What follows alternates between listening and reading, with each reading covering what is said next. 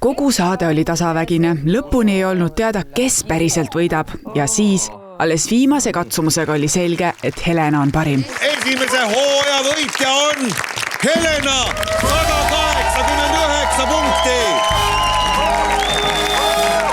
Väga ootamatult, selles mõttes ma ei olnud üldse valmistunud mingisuguseks võiduks sellesse saatesse minnes.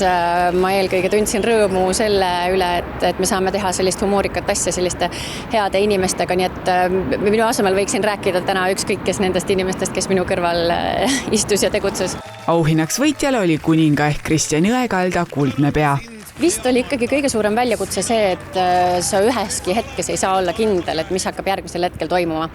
Ükski inimene ilmselt ei taha ennast panna sellesse situatsiooni, kus sa ei tea, mis sinuga juhtuma hakkab ja kuidas tuleb reageerida või mida teha.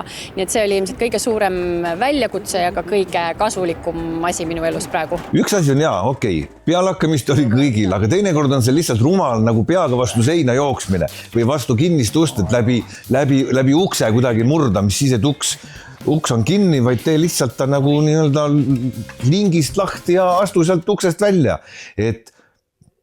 Ja mulle tundub, et miski pärast selline loogika on naistel parem. Issand juba toimis. No, kui ta viskaja on kinni, siis sinna ei saa ju midagi sisse visata ju. See ei ole võimalik 6 teostada minutit seda. ja 5 sekundit. Erinevates saadetes on osalejad pidanud panema proovile kõike, mis inimvõimuses. Nii tuli osalejatel joosta, meisterdada, ujuda, asju visata, asju otsida, igasuguseid huvitavaid lahendusi otsida ja riske võtta. Sa oled valmis? Võite panna.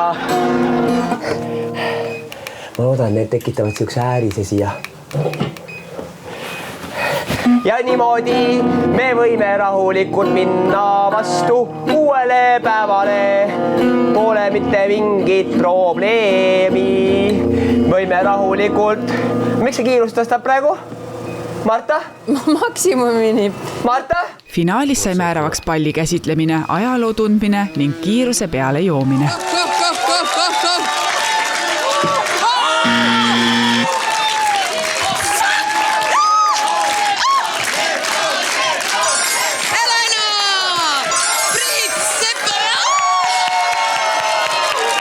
Ma just vaatasin seda, kui ägedalt olid tegelikult osalejad valitud, kui erinevad nad kõik olid, sest et keegi ei olnud nagu sellist kordusinimest, kõik olid unikaalsed isiksused ise oma ette, nii et selles mõttes oli suurepärane casting.